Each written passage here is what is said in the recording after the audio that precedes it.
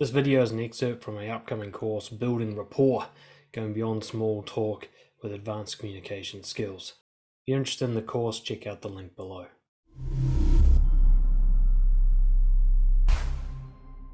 So in today's video, we're going to talk about navigating difficult conversations, the techniques for tackling the tough topics.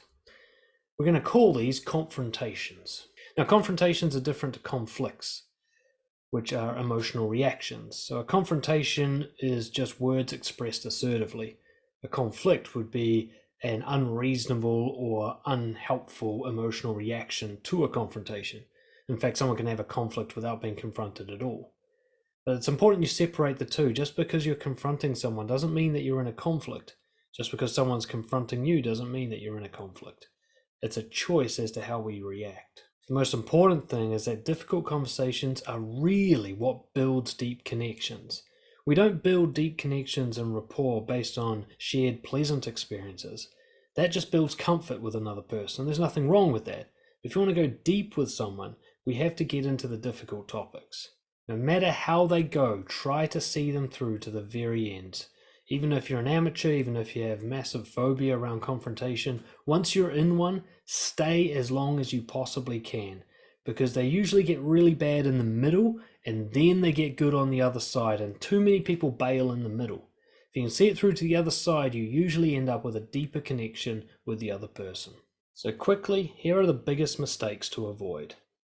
Hitting someone like a bus, so coming at them when they're not prepared, and smashing them with a big confrontation that they couldn't possibly have seen coming. It's just not helpful for you to get that reaction.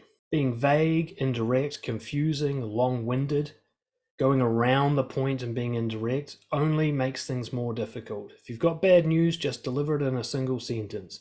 If you've got behavior you want changed, just tell them exactly what it is in a single sentence. Never make them guess.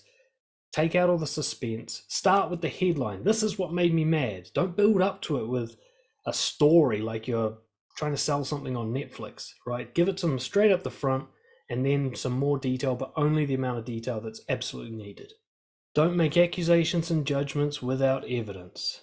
Everything you say about their behavior, you should either be able to prove or you were both there when it happened and they know it happened.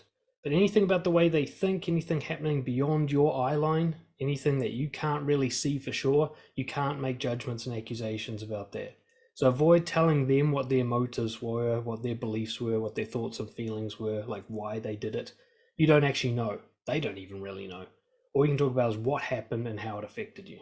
Make sure you manage your emotions. Don't pretend not to feel, but at the same time, don't allow emotions to suffocate you. Don't drown in them.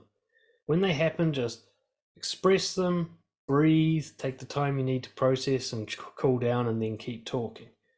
All right? Let them come up, but don't get carried away from them like a dog being dragged behind a car, right?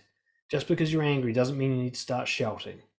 Just because you're sad doesn't mean you need to run away and cry in your bed, right? Just stay there, process, express, and try to keep constantly breathing and bringing yourself back to a rational level.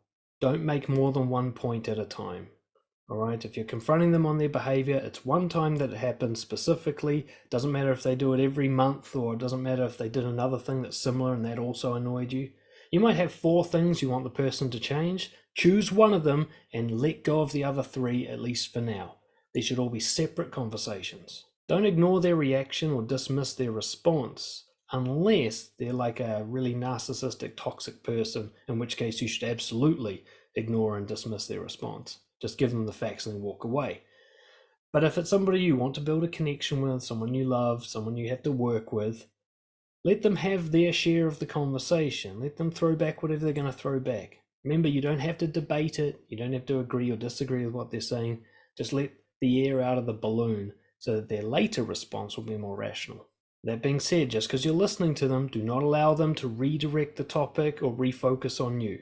They start counter-accusing you or start changing the topic, you say, we'll talk about that later. We'll say, that's not relevant to this conversation. And you don't ever even try to prove that it's not relevant. You don't give reasons for why we can't talk about it, because now you're talking about it. You say, we're not talking about that right now. We're not talking about that right now. No, we'll park that, we'll talk about it later. Let's stay on point. Let's stay on point. and you're just like a broken record that never even discusses why you're going to stay on point. You just stay on point.